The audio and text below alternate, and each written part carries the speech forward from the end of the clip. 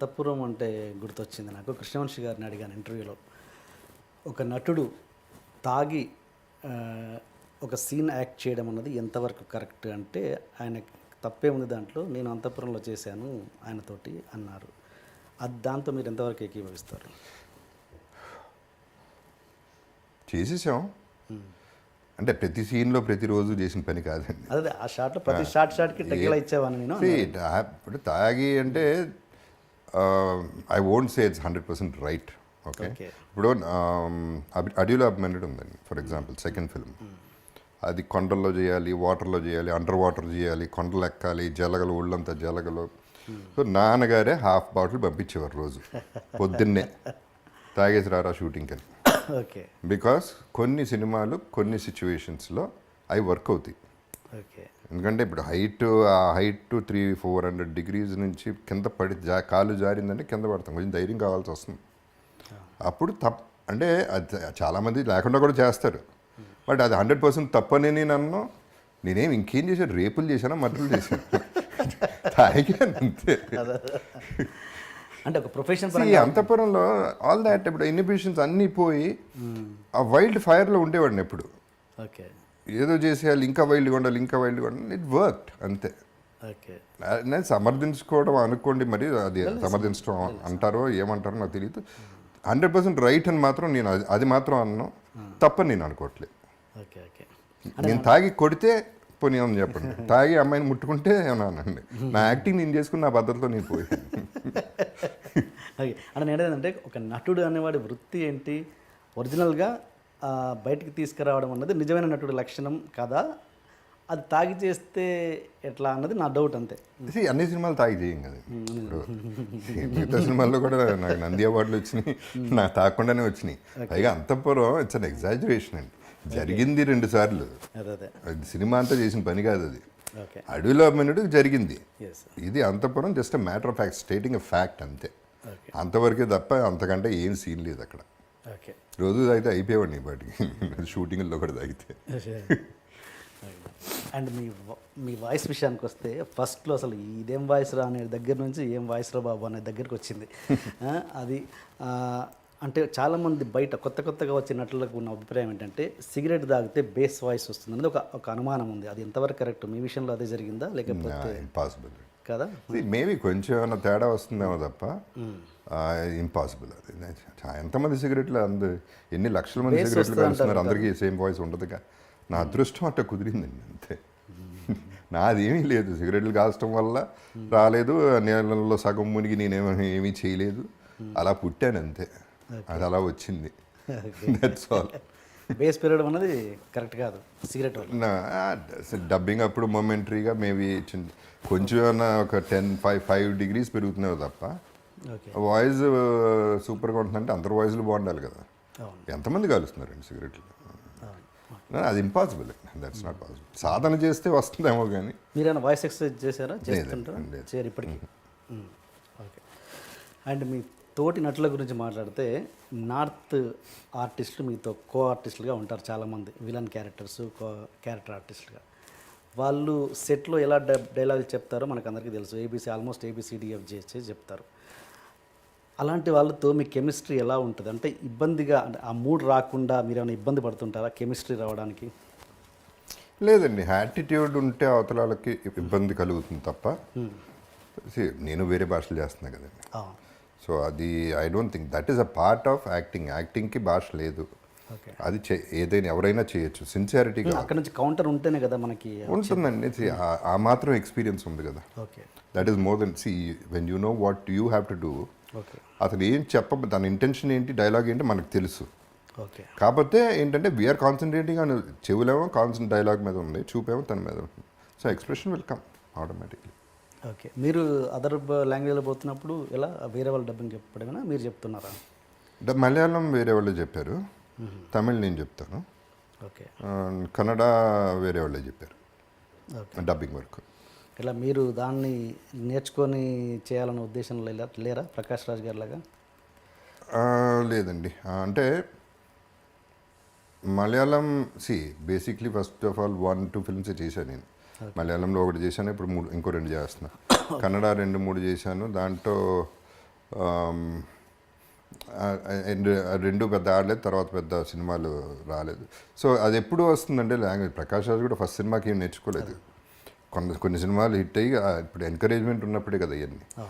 ఎంకరేజింగ్గా ఉంది అంటే నేర్చుకుంటాం, న్యాచురల్లీ నేర్చుకుంటాం, ఆటోమేటిక్గా రావటం మొదలవుతుంది. అండ్ ఇంటరాక్షన్ అయిన కొద్దీ, కలిసిన కొద్దీ, నెంబర్ ఆఫ్ డేస్ అయిన కొద్దీ వచ్చేస్తుంది భాష. ఇప్పుడు హిందీలో చేస్తున్నట్టున్నారుగా? హిందీ ఇంకా జరుగుతుందండి. కమిట్ అవ్వలేదా ఇంకా మీరు? కమిట్ అయ్యాను, అది బయట. హిందీ బాగా వచ్చా మీకు? పర్లేదండి, బట్ హిందీలో కనుక ప్రాపర్ ఎంట్రీ, అదే ఈ ఎంట్రీ అయినప్పుడు మాత్రం I want to learn Hindi and I want to dub. Okay, దానికి మాత్రం వాయిస్ ఇస్తా. Okay okay. అండ్ మళ్ళీ మీ ఈ విషయానికి వస్తే ఫినాన్షియల్ థింగ్స్కి, మీరు ఇల్లు అమ్మేసి దీంట్లో ఉంటున్నారు. ఇప్పుడు ఎప్పుడైనా ఆ ప్లేస్కి వెళ్తున్నప్పుడు, ఆ కార్ మా ఇంటి ముందు నుంచి వెళ్తున్నప్పుడు మీ ఫీలింగ్ ఎలా ఉంటుంది? ఏముండదండి ఫీలింగ్, ఏముండదు, ఇల్లే కదండి. ఫీలింగ్ ఏదో అమ్మటం గొప్ప విషయం కాదు. నేను అనేది ఇది మెటీరియలిస్టిక్ అండి. ఇప్పుడు మెటీరియలిస్టిక్ థింగ్స్, అందుకనే ఇప్పుడు నా థింకింగ్ వేరండి. ఇప్పుడు డబ్బు అనేది ఒక రేంజ్ వరకే డబ్బుకి రెస్పెక్ట్ ఇవ్వాలి. ఒక రేంజ్ వరకు డబ్బులు సంపాదిస్తాం, ఆ తర్వాత డబ్బులు మనం సంపాదించేస్తాం, బానిస అయిపోతాం. అది పెద్ద అడిక్షన్ అండి. దాని అంత పెద్ద జబ్బు ఇంకోటి లేదు. సిగరెట్లు, మందు, గ్యాంబ్లింగ్ కాదు, డబ్బు పిచ్చి అనేది ఒక పెద్ద జబ్బు. ఓకే, ఇప్పుడు అది కనుక ఆ గ్రిప్లోకి వెళ్తే మనుషులు కనపడరు, హార్ట్లు కనపడవు, ఏవి కనపడవు. మర్డర్ చేసినా డబ్బులు సంపాదించాలి, బ్రదర్ చచ్చిపోతే ఆస్తి వస్తుంది మనకి సగం, ఫాదర్ చచ్చిపోయి ఎప్పుడు చేస్తాడా, డబ్బులు ఇస్తాడు, ఈ ఆలోచనలు కదా ఉండేది ఫైనల్లీ. అండ్ డబ్బుకు కూడా ఒక లిమిట్ ఉంటుందండి. మీరు క్లియర్గా ఆలోచిస్తే ఎంతమంది వేల కోట్లు పెట్టుకుని ఏం చేస్తున్నారండి లైఫ్లో? నాకు ఉందంటున్నారు, ఓకే, ఉండి ఏం చేసుకుంటున్నారు? నిద్రలేదు కొంతమంది కాన్స్టిపేషన్, కొంతమందికి డయేరియా, రకరకాల మనుషులు. కొంతమంది వేల కోట్లు సంపాదించి జైలుకి వెళ్ళే వాళ్ళు ఉన్నారు. కొంతమంది అంటే జెన్యున్ క్రైమ్ చేశారో లేదో పక్కన పెట్టండి, కన్విక్షన్ పక్కన పెట్టండి. I'm saying what is the final. అందుకనే నేను డబ్బులు అనేది that is a part of life తప్ప, శుభలగ్నంలో డైలాగ్ లైఫే కాదు, ఇది మొత్తమే డబ్బే లైఫ్ కాదు అనే దాని మీద ఈ గ్యాంబ్లింగ్ కూడా ఐ వుడ్ సే దాంట్లోంచి వచ్చిన ట్రేటేనండి. అంటే ఇది నేర్చుకోగలగాలి, ఇవ్వటమో లేకపోతే పోవటం అనేది నేర్చుకోగలిగితే బాగుంటుంది లైఫ్లో. ఇప్పుడు for example I was doing fine అండి ఒకప్పుడు. నా car Land Cruiser Prado, that was the best car, ఇండస్ట్రీలోనే బెస్ట్ కార్ నేను కొంది. 3-4 ఏళ్ళు ఉంది. పొద్దున్నే స్నానం చేసి బయటకు వచ్చి చూశాను, కారు కనపడుతుంది. దీని మీద నాకేంటి అటాచ్మెంట్ అసహ్యంగా అనుకున్నాను. కారు మీద అటాచ్మెంట్ ఏంటి? అమ్మేయన్న అంతే, ఇమ్మీడియట్గా అమ్మేయన్న. అప్పటికి మీ బ్యాడ్ పొజిషన్ ఏం లేదు, శుభ్రంగా ఉన్నా. ఓకే, నేను కొంత 25 lakhsకి. సరే డెస్పరేట్, మామూలుగా నేను అమ్మేయన్నాక పట్టించుకోండి పెద్దగా. ఎవరో 9 లక్షలు 10 లక్షలు అన్నాడు, తీసుకుపో అన్నా. ఇక దాని గురించి డిస్కషన్ వద్దు. So that is how I feel. Letting go, వదలగలిగితే చేయి నొప్పి పట్టదు, పట్టుకుంటేనే చేయి నొప్పి పడుతుంది. ఇది నాది అంటే మనం we're torturing our mind and body and everything. And మిగతా అన్నీ మర్చిపోతున్నాం. ఎంతమంది పేరెంట్స్ని కలుస్తున్నారండి, ఎంతమంది బ్రదర్ కలిసి ఉంటున్నారు ఫ్యామిలీలో, ఎంతమంది హస్బెండ్ అండ్ వైఫ్ హ్యాపీగా ఉంటున్నారు. డబ్బు విషయంలో కూడా ఎన్ని డివోర్సులు జరుగుతున్నాయి. So all this, the main villain in life is money అండి. సో అందుకనే నేను ఆ మనీ అనే దానికి అంత ఇంపార్టెన్స్ ఇవ్వకూడదనే నా ఫిలాసఫీ అండి. బికాజ్ నేనేంటి, నాకున్న డబ్బు నాకు చాలా తక్కువ ఉందండి నిజం చెప్పాలంటే. అది కూడా మళ్ళీ తిరిగి సంపాదించింది. కానీ నేను నా ఫస్ట్ క్లాస్లో వెళ్తాను, నా 5-star హోటల్లో ఉంటాను, నా ఫ్యామిలీ అట్లాగే వెళ్తుంది, ఫ్యామిలీ అలాగే ఉంటుంది. వాళ్ళకి ఎంత మిగిలితే అంత పిల్లలకి ఇస్తాం అంతే. ఎవడు రూల్ పెట్టలేదు 1,00,000 కోట్లు ఇవ్వాలని. వాళ్ళ వాళ్ళు బతకాలి. ఇవ్వగలిగితే ఇవ్వు, ఇవ్వలేకపోతే నోరు మూసుకు కూర్చో అంతే. అండ్ మీ బ్యాడ్ ఫీల్, కొంత ఫ్రస్ట్రేషన్ కూడా ఉందండి దీంట్లో. బికాజ్ ఆ ఒక్క దృష్టితోనే చూస్తున్నారు జనాలు. పొద్దున్న లెగిస్తే ఎలా మోసం చేద్దాం, ఎవరిని బకరా చేద్దాం అనే పద్ధతిలో ఎంతమంది ఉన్నారు అంటే నెగిటివిటీ స్ప్రెడ్ అవుతూనే ఉంది. అందుకని I don't go for parties అండి. పార్టీస్కి వెళ్తాం, ఓకే, ముందు కొట్టేస్తాం, రాత్రి అంతా ఒకరికి వాళ్ళు మాట ఇచ్చేస్తాం, రేపు మనం అది చేసేద్దాం, ఫోన్ కూడా ఎత్తారు రేపు. సో అల్టిమేట్లీ దానికి ఎంత వాల్యూ ఉందో చూడండి, మనకెంత వాల్యూ ఉందో చూడండి. సో మనిషికి వాల్యూ ఇస్తున్నావా, డబ్బుకి వాల్యూ ఇస్తున్నావా అనేది ఇంపార్టెంట్ పాయింట్. మీరు అన్నారు ఇప్పుడు నా 5 స్టార్లో ఉండాలి, నా ఫ్యామిలీని అలాగే నేను 5 స్టార్లోనే ఉంటాను, 150 రూపీస్ రూమ్లో కూడా ఉంటానండి. అది కూడా ఉంటా. I'm telling I can afford. అంటే నేను మీ బ్యాడ్ ఫేజ్లో కూడా అలా ఫ్యామిలీకి చూపించారా? అలా చూపించని పరిస్థితి కూడా వచ్చిందా మీకు? వచ్చిందండి సిచ్యువేషన్. అంటే ఒకటి ఏంటంటే ఆ ఫ్యామిలీకి చాలా వరకు లాస్ట్ 1 year వరకు ఏం తెలియదు, అది నేనేం చెప్పలేదు ఎవరికి. Okay. So I had to maintain. వాళ్ళు అడిగింది ఇవ్వటం వరకు చేసాం, అంతవరకు చేసాం. అప్పు చేశాను, అది అప్పు చేశాను, 60% ఇంట్రెస్ట్ కట్టిన రోజులు కూడా ఉన్నాయి. సో అవన్నీ దట్ ఈస్ మై ప్రాబ్లం. పెళ్లి చేసుకున్నాం, పిల్లలు కన్నాం, వాళ్ళని చూసుకోవాలి, ఎలా చూసుకుంటాం అనేది నా ప్రాబ్లం. సో అది అప్పు చేశాను, దానివల్ల అప్పులు పెరిగిపోయినాయి, ఇంట్రెస్ట్లు పెరిగిపోయినాయి, వాట్ ఎవర్ హ్యాపీ. అది నేను పడ్డాను, ఆ గొడవంతా నేను పడ్డాను. ఏమంటే కంపేర్ చేసుకుంటే what is my problem in life? I don't have a problem. Problem ఉందనుకుంటే ప్రాబ్లం అండి. ఫర్ ఎగ్జాంపుల్ నిన్న సంజు సినిమా చూశానండి, సంజు దత్ లైఫ్ చూశాను. ఆ లైఫ్ చూసిన తర్వాత నా లైఫ్ ఎంత గొప్ప, ఎంత హ్యాపీగా ఉంది. సో రివర్స్లో ఫీల్ అయితే నోబడి హ్యాపీ. సాటిస్ఫాక్షన్ లెవెల్ ఎక్కడ ఉంటుంది? నేను అందరికీ చెప్పేది ఒకటేనండి. ఇప్పుడు నేనున్నాను, జగపతి బాబు ఇక్కడ ఉన్నాడు, అక్కడ లేడు, ఇక్కడ ఉన్నాడు. దీని కింద ఎంతమంది ఉన్నారు? వీళ్ళందరికంటే పైన ఉన్నా కదా. అక్కడ చూస్తా, అక్కడికి వెళ్తే బాగుందని ఆలోచిస్తా, కానీ ఇక్కడ హ్యాపీగా ఉన్నా. అలా ఆలోచించగలిగితే will have much more love in the society. That is what I'm trying to say. నేను ఇంతకుముందు ఇప్పుడు ఇల్లు అమ్మేయటం అనేది అసలు నేను లేను కూడా లేను యాక్చువల్లీ. ఇల్లు అమ్మేసినాక నేను వైజాగ్లో లెజెండ్ షూటింగ్ చేస్తాను, వైఫే ఖాళీ చేశారు. సో అసలు ఇల్లు అమ్మేస్తున్నారు, బయటికి వెళ్ళిపోతున్నాం అనే ఫీలింగ్ నాకు లేనే లేదు. టు ప్రూవ్ దట్ రీసెంట్గా ఒక పర్టికులర్ విజువల్ నేను షూట్ చేసుకున్నాను వేరే దానికి.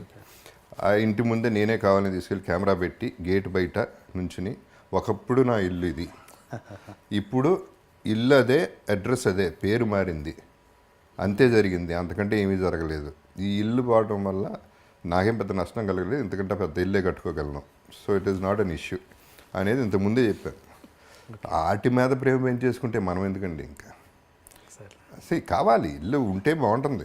బ్రహ్మాండమైన ఇల్లు కట్టడం చాలా ఖర్చు పెట్టి, చాలా మంచి ఆర్కిటెక్ట్తో బ్రహ్మాండమైన ఇల్లు. అందరూ వచ్చేవారు, అందరికీ విపరీతంగా వచ్చేది, అందరికీ 300 రోజులు భోజనం పెట్టేవాడిని. So wonderful times we had, all that is okay fine. But situation అది అయితే ఏమవుతుంది ఏమంటే, ఇప్పుడు హాస్పిటల్కి వెళ్తే పేషెంట్ని చూడటానికి ఒక రూమ్కి వెళ్తే పేషెంట్ చచ్చిపోయాడు, వేరే పేషెంట్ వచ్చేసాడు, పేరు మారిపోయింది, అక్కడ మనిషే పోయాడు అక్కడ. అంత సింపుల్గా జరుగుతుంది. ఇల్లు, కారు ఇట్లాంటివన్నీ అంత సీరియస్గా తీసుకుంటే I don't think you're giving value to your life. ఉన్నాయండి, అన్ని డబ్బులు ఉంటే ఏదన్నా చేసుకోండి లైఫ్లో, ఆల్ దట్ ఈస్ ఓకే.